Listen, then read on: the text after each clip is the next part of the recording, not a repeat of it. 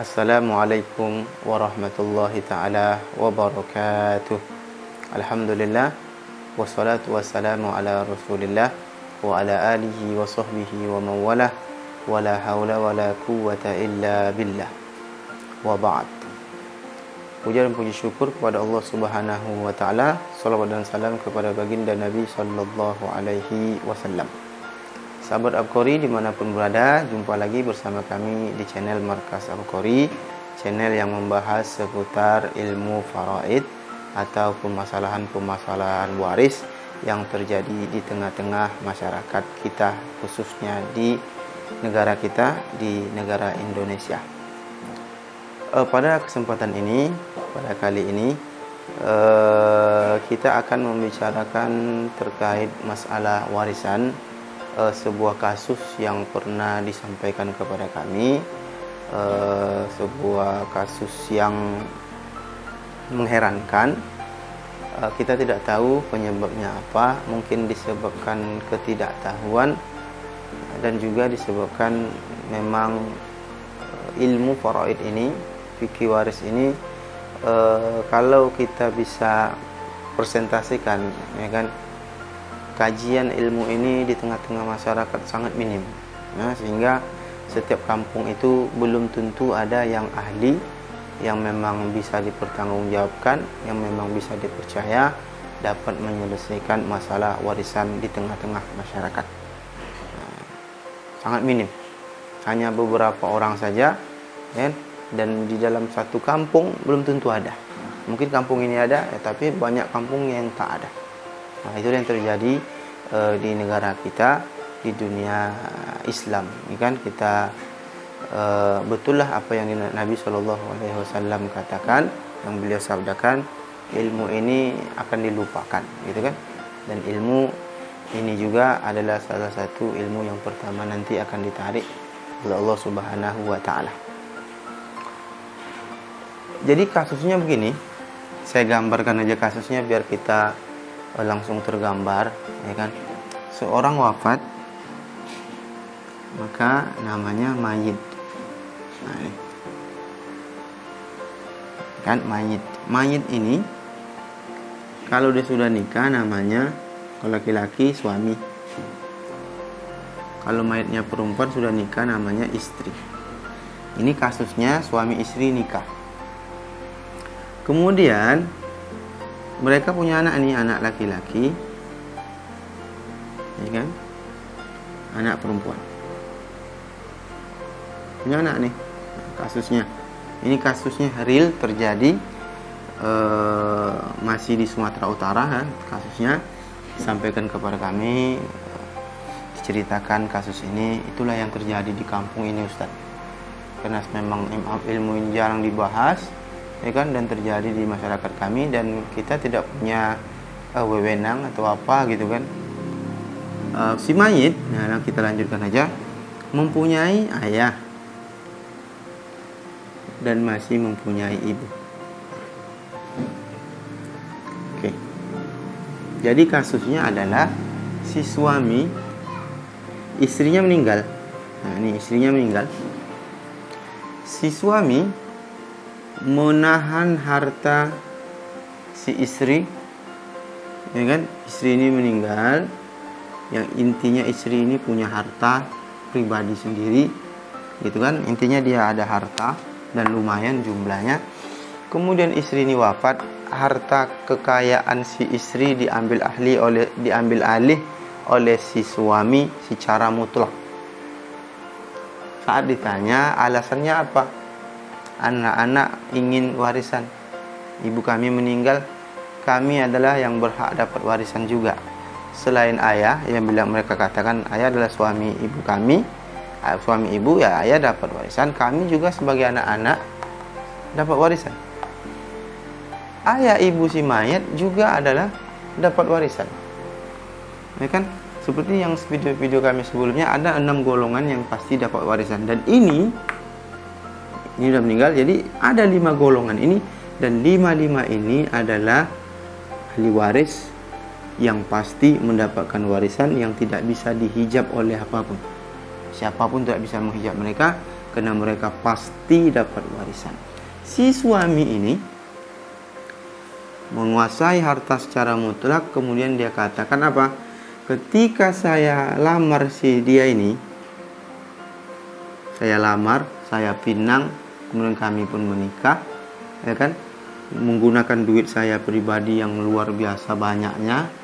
Dia anggaplah alasan dia, sudah banyak saya keluarkan, kemudian saya bagi nafkah, saya sediakan tempat tinggal, pakaian, semuanya saya sediakan. Maka ketika dia mati, maka harta yang dia miliki itu adalah untuk saya. Karena ibaratnya dia itu sudah saya beli dari kedua orang tuanya. Dia bilang, saya sudah beli dari kedua orang tuanya. Lebih kurang gitu bahasanya. Sudah saya beli dari kedua orang tuanya, maka ini adalah punya saya, dan termasuk hartanya adalah punya saya. Padahal kita tahu hukum Islam mengatakan apa? Dan ini kasusnya kasus orang Islam, beragama Islam, semuanya Islam, ayah ibu Islam, suami istri Islam, anak-anaknya semua Islam, ya kan? Dia mengatakan, mertua saya tidak ada hak mendapatkan warisan dari istri saya, baik yang laki-laki maupun yang perempuan. Dan ini terjadi, terjadi ya di negara kita, di agama kita. Disebabkan apa? Seperti yang di awal saya sampaikan, disebabkan minimnya pengetahuan tentang ini, atau memang si suami ini memang serakah. Tapi yang kalau kita lihat di lapangan terjadi, disebabkan kurangnya sosialisasi tentang ilmu faraid. Ketika seseorang wafat, ya kan, tidak ada, hampir bisa kita katakan hampir di beberapa di kampung-kampung itu, dan ini terjadi di kampung di pelosok. Saya sampaikan apa? Hampir di kampung-kampung itu tidak ada orang yang bisa menyelesaikan ini. Jadi ketika seseorang wafat, ahli waris ingin juga sebetulnya menyelesaikan warisan menurut hukumnya Allah, menurut sesuai dengan Al-Quran dan hadis, sesuai dengan ilmu faraid. Tetapi nyatanya tidak ada tempat bertanya. Maka terakhir terjadilah kasus seperti ini. Suami menguasai secara mutlak harta istrinya dengan alasan saya sudah pinang dia, saya sudah lamar dengan biaya yang hebat, lumayan besar, saya sudah beri nafkah, saya beri makan, pakaian, tempat tinggal. Maka ketika dia meninggal, ayah ibunya tidak berhak, anak-anak juga tidak berhak, kamu pun saya bagi makan, tidak berhak kalian sama sekali menggugat harta ini. Jadi video kali ini saya hanya ingin menyampaikan kasus yang terjadi di masyarakat. Kalau kasusnya bagaimana penyelesaiannya? Maka penyelesaiannya ini semuanya dapat warisan, dan tidak boleh si suami ini menguasai secara mutlak. Seperti yang saya sampaikan di video-video saya, banyak kali saya sampaikan, harta itu hakikatnya adalah milik Allah.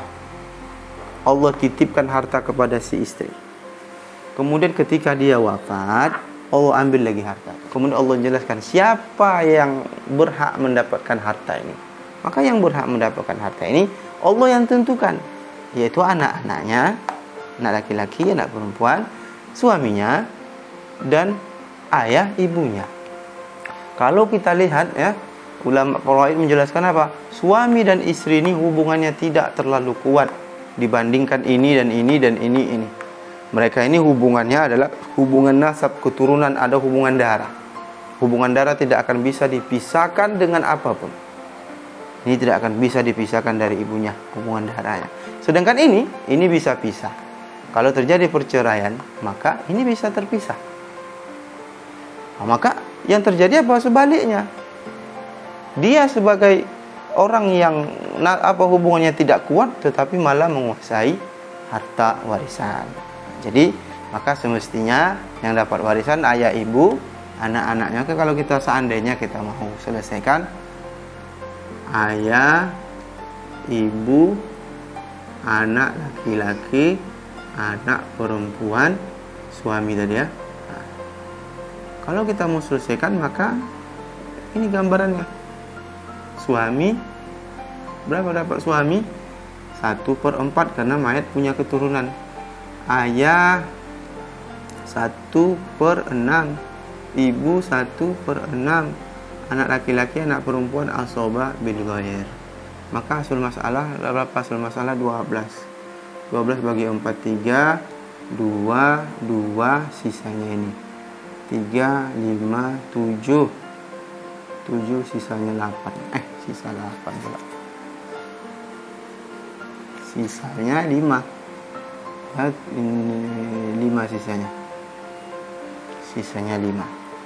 Si suami hanya dapat 3 saham. Nah, ini 2 saham, ini 2 saham, ini 2 saham. Tapi nyatanya apa? Dikuasainya sendiri. Nah, itu yang terjadi. Harusnya apa? Si suami hanya dapat 3 saham. Wallahu a'lam. Seperti saya sampaikan, apakah dia memang serakah, apakah memang tidak tahu hukum faraid hukum Islam, atau karena memang tidak adanya tempatnya untuk bertanya. Jadi itu yang dapat saya sampaikan pada kesempatan kali ini. Mohon maaf apabila ada kekurangan, ada kesalahan dalam penyampaian saya, ada kurang jelas, atau terkadang lidah lebih cepat daripada pikiran gitu kan, sehingga kata-kata yang keluar kadang tidak sesuai gitu. Jadi saya mohon maaf apabila ada kekurangan. Apabila suka dengan video ini silakan like dan share, jangan lupa subscribe ya.